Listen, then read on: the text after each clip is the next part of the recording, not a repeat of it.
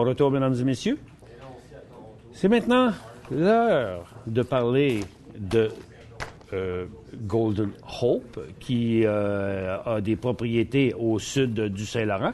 J'ai avec moi le président, Frank Candido. Bonjour, Monsieur Candido. Bonjour.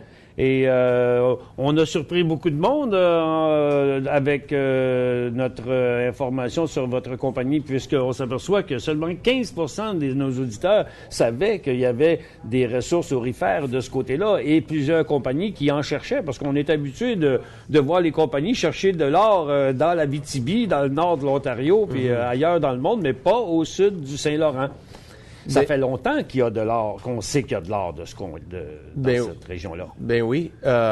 C'est la première roche d'or, même avant la Californie, même avant le Klondike. C'était au Québec, au sud du Québec. Puis pas beaucoup de monde savent ça. Deuxièmement, jusqu'à la fin de 2009, on était seuls dans la Beauce. Il n'y avait personne d'autre. Alors, on était la seule compagnie. C'était très difficile d'avoir d'intérêt dans notre projet. Trouver du financement. Le financement, c'est aussi une autre chose. Écoute, dans ce genre de travail-là, il faut utiliser n'importe quoi pour aller chercher de l'argent, le prix d'or, les compagnies qui sont là, les mines d'or qui sont proches. Puis nous, on n'avait rien. Non, c'est ça. On était seuls. Il n'y avait pas de mine d'or. Il n'y avait pas d'autres compagnies. Alors, c'était très difficile. Mais aujourd'hui, ça a beaucoup changé. Alors, je suis pas tout à fait surpris de le chiffre de 84 ou 85% qui ne savent pas qu'il y a de l'or dans la Beauce. Mais je pense que ça va changer beaucoup dans la prochaine année. Bien, ça a commencé aujourd'hui à changer, parce que le mot va se passer à travers les personnes qui nous écoutent, parce que ces gens-là sont des investisseurs très actifs et habituellement, ça se jase beaucoup dans les forums et tout ça, donc on devrait beaucoup en parler. Mais je voudrais ici faire un petit historique de votre compagnie rapidement. La région est exploitée depuis les années 1830. C'est dans ce coin-là qu'on a découvert les plus grosses pépites, comme vous disiez tantôt. Vous parlez de roches, mais c'était des pépites dans le fond. Oui. C'était comment gros, ça, ces pépites-là, les plus grosses pépites? C'était très gros. Il y avait deux gros pépites. Je pense, de 45...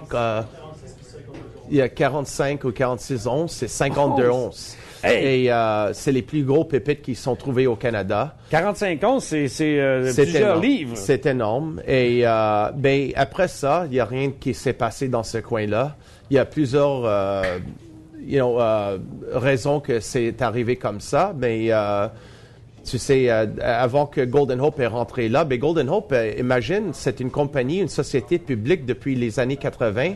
Puis ils ont ce projet-là depuis les années 80. Alors, c'est pas un projet nouveau pour Golden Hope. Non. C'est une compagnie qui était là longtemps, mais comme j'ai dit... Mais c'est une nouvelle équipe de gestion depuis quelques années. Tout à fait, une nouvelle équipe, un nouvel conseil d'administration, tout est nouveau avec la compagnie depuis la fin de 2006. Bon, la région est facile d'accès, la route est juste à côté, c'est à 1 heure de Québec. Il y a déjà une structure minéralisée souterraine qui a été creusée par les autres avant vous, avant votre équipe à vous. Oui. Ensuite, vous avez 100% des intérêts de la propriété Bellechasse. Je pense qu'on a ici une map, pas celle-là. Où est-ce que je l'ai pas la map à l'écran? Maxime? Ah, bon. Mais de toute façon, c'est facile à se rendre compte pour les gens. Le coin de Bellechasse, là, c'est au sud du Saint-Laurent, à l'est de Québec. En fait, c'est le début de la Beauce, je pense. C'est la partie la plus au nord de la Beauce. Oui. Moi, j'habite au centre-ville de Montréal, proche du centre-ville de Montréal. J'ai une BMW rear-wheel drive voiture.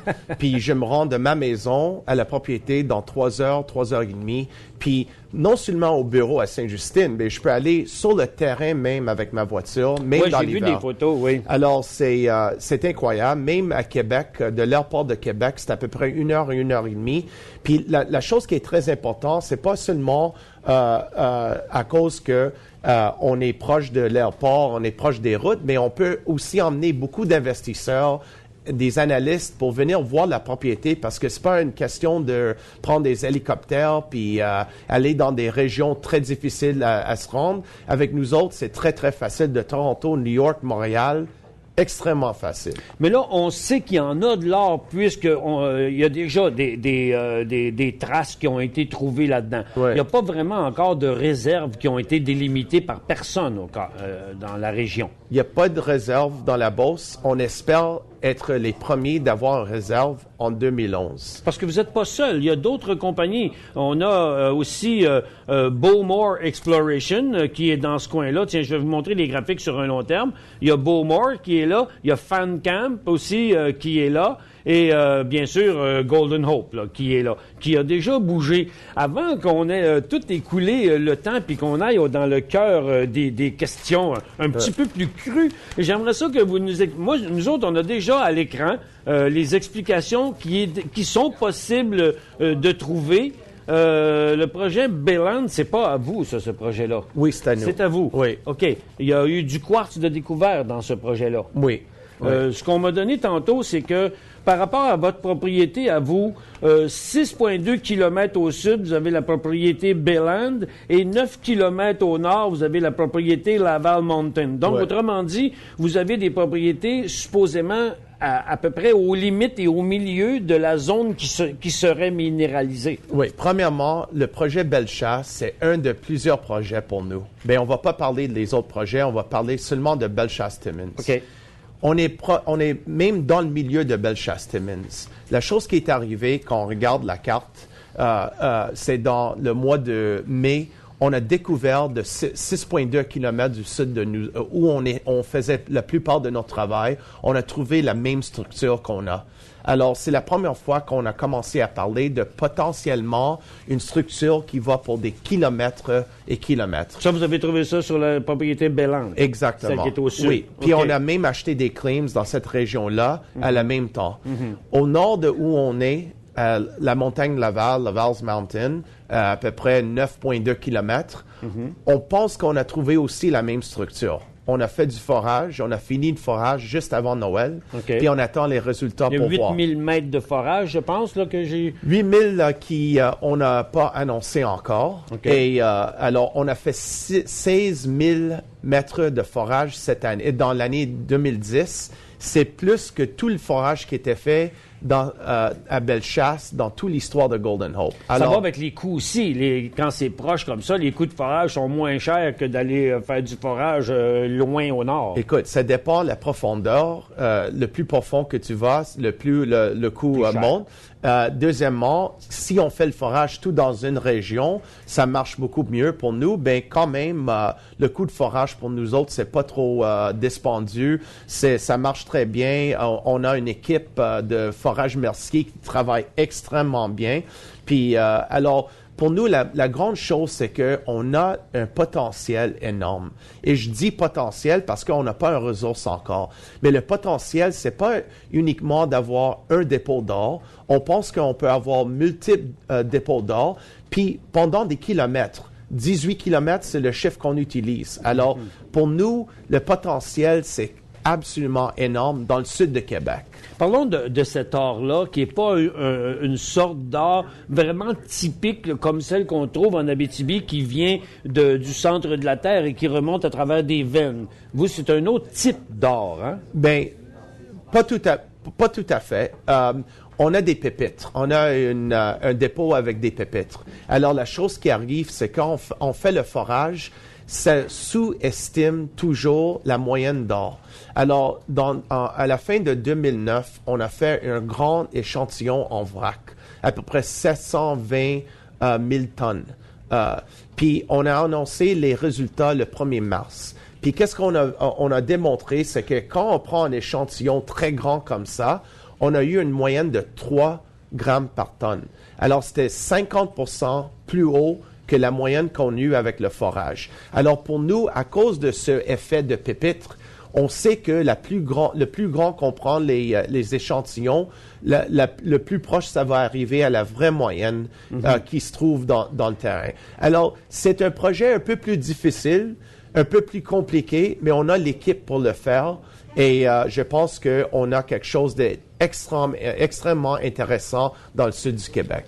En tout cas, moi, je trouve ça intéressant de voir qu'il y a plusieurs compagnies qui s'en vont là. Je pense que si ça a été délaissé, moi, pendant plusieurs années, c'est que les découvertes ont été un peu extraordinaires aussi dans l'Abitibi, puis tout ce qui est promoteur et prospecteur s'est ramassé dans ce coin-là plus, puis on peut un peu oublier ce côté-là, mais la preuve en est, c'est qu'il y en avait. Donc, vous dites-vous que les actions de la compagnie, en fait, c'est à cause de vos nouvelles découvertes ici là, que ça avait beaucoup monté. Vous aviez fait un placement privé de 1,9 million et 1 million en mai. Et vous aviez donné des options. On voit que ça avait monté lorsqu'il y avait eu des options. Mais en fait, donner des options, ça ne fait pas monter les prix. Non. Au contraire, normalement, ça devrait le faire descendre. Donc, c'est à cause vous attribuez cette hausse-là à quoi? OK. Il y a deux choses qui s'est passées. Premièrement, comme j'ai dit, on a fait le grand échantillon en vrac, puis on a annoncé les résultats de 3 grammes moyenne. Ça, c'est la première chose. Normalement, ça a un bon effet. Ça, c'est très grand. Deuxièmement, on a fait la découverte à Bellon. Alors, avec cette découverte-là... Qui agrandissait la zone. Puis on commence de parler des kilomètres potentiellement et multiples de dépôts potentiellement. Alors ça, c'est la deuxième chose. Mais quand tu regardes dans le mois de septembre, parce que tout le monde me demande qu'est-ce qui s'est passé on a monté jusqu'à presque une pièce, puis on a descendu très vite. On a fait un placement privé à la fin de mai de 3 millions de dollars à 18 cents avec un warrant à 25 cents. 4 mois après, c'était à le même temps qu'on a fait notre première annonce de résultats. Donc, il y a eu beaucoup d'exercices. Ben, imagine, t'as des actions de 18 cents. 4 mois et 1 jour après, l'action est à 1 pièce. C'est combien de fois ton argent? J'aime n'importe qui que c'est, avec des warrants à 25 cents, qu'est-ce que tu vas faire? La chose que tu vas faire, tu vas vendre. Puis on a transgisé dans une semaine presque 30 millions d'actions.